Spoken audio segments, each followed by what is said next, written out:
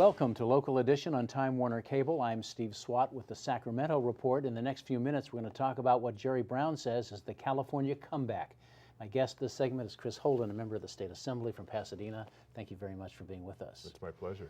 So do you really think California has come back? I mean, yes, in the short term, it seems like we've got, our bank account, we've got some extra money in our bank account, and we've turned things around. And certainly when Jerry Brown became governor the second time, we had a $25 billion deficit to face. Right. But we're not totally back, are we? No, but I think we're on the rebound. We're recovering, and that means that we have to continue to do good things and invest properly, be smart about managing the economy and making sure that the momentum is continuing to move in the right direction.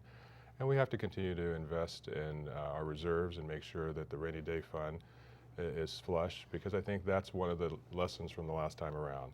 We weren't prepared, and then we had to make deep cuts in areas that I think a lot of people regretted having to make. There used to be a saying, or at the Capitol basically, that you should have like 3% of your budget put away for the rainy day as your reserve.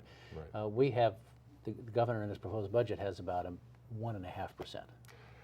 And I think that we're making our way there. It's been a very important balancing act to make sure that we continue to invest in education, try to build education back up to a place where it's solid. But we also have to maintain our investment in small businesses and seeing growth in our industry, so that ultimately that's going to be the foundation for us. And so far so good. It's been tough though, but I will say that the passage of Prop 30 certainly created an opportunity for additional resources to do more and to help us make that transition from where we were, which was a really bad place, the worst place since the Great Depression, and certainly education took a brunt of that.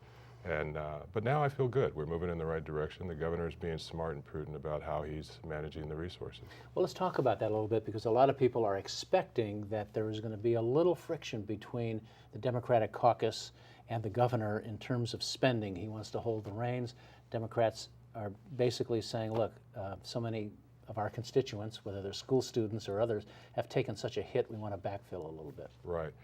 And that's true, and I think that it's our responsibility and obligation to make sure that we aren't so spendthrift that we don't invest in areas that have certainly taken a hit, and we want to make sure that California is positioned well going into the next decade, where our education and our young people we're investing in our young people. So do you need more of an investment in education, do you think, in the governor's budget than he is proposing? I think he's done a good job. It's not like he's ignored it, and I think he's been very smart about how to recognize the need to continue to invest in education when appropriate. But at the same time, as we talked about just a moment ago, we're not fully back on our feet as an economy, and so it's real important at this place that we continue to transition smartly, that we continue to build up our reserves, that we continue to put resources away for a rainy day. But I do think it is important that we aren't so tight that we lose sight of the fact that there were families and young people who were hurting during the tough times, and now is an appropriate time to smartly reinvest in the programs and services that they're certainly looking for. Transitional kindergarten seems to be one of those issues that is on everybody's mind. That would be $1 billion over 5 years. That's pretty expensive. You know what? But worthy. It's worthy, but it also we have studies that show that if you can invest in young people at the beginning of their educational experience, then it's going to serve them well throughout. And I think it's very smart to make sure that we move in that direction. All right. Well, Chris Holden, member of the State Assembly from Pasadena, thank you very much for coming by talking about these issues. We appreciate it. It's my pleasure. And thanks to our viewers also for watching Local Edition on Time Warner Cable. A reminder, you can see this interview and others on My Government On Demand, also on YouTube. Have a great day.